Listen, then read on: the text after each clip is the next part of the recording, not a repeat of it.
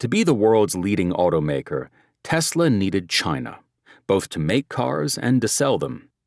This was no mystery. China was already the biggest auto market in the world, and with its powerful supply chains and skilled workers, we had no doubt that a Tesla factory in China would quickly become our most efficient auto plant. Strategically, a Chinese factory was essential. But there was one problem. The Chinese demanded equity participation in foreign-owned plants.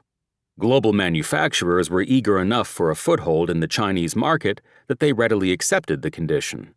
General Motors, Microsoft, Airbus, and Volkswagen, among many others, had joint ventures in China. If Tesla built a plant, it seemed that Elon would have to make room for a government-sanctioned partner. Elon didn't want any part of it. He sent me to Beijing in 2015 with instructions to negotiate a 100% Tesla-owned manufacturing plant in China. He was following the first step of the algorithm, which is to question every requirement. Rules and regulations can be changed, or in some cases, defied. Each rule, as Elon saw it, limits possibilities, hobbling innovation and boxing in growth. Although in some cases Elon's zeal in this area can blind him to the value of certain regulations, it never hurts to question them. When you have a large organization, things that started out as good ideas can become rules, and then those rules can become requirements. So when constrained by rules, we investigate. With a bit of digging, we'd find that what appeared at first to be requirements often turned out to be recommendations, customs, or conventions.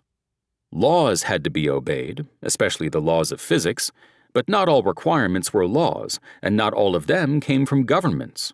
Some of them came from suppliers, telling us what we could and couldn't do with a piece of equipment.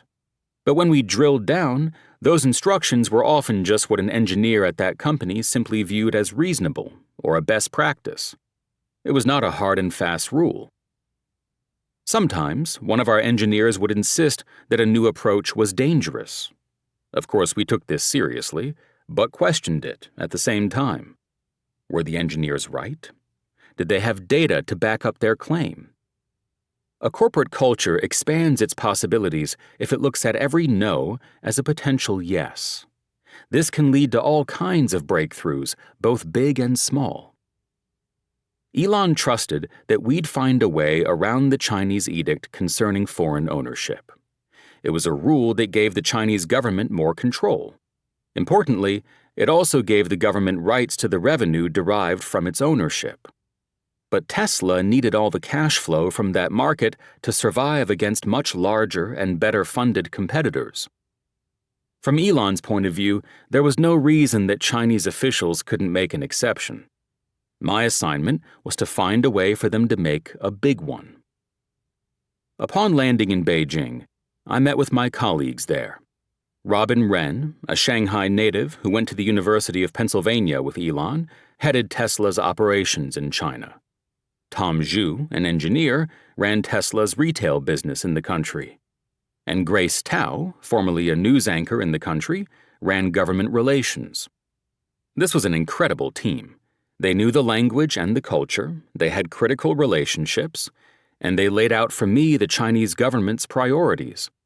The government wanted job growth above all. We could promise lots of jobs. We also had to know what the Chinese were hungry for.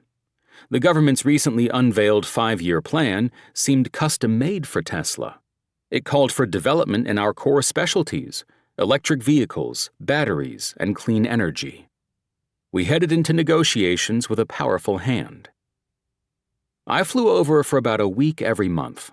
There were many negotiations in offices, as well as over meals and copious drinks into the night. The process took 14 months, but we finally won the go-ahead for the first 100% foreign-owned auto plant in China. We retained all of the financial ownership, although the Chinese people, as stipulated by the 1949 Communist Revolution, retained formal ownership of the land the plant would be built on.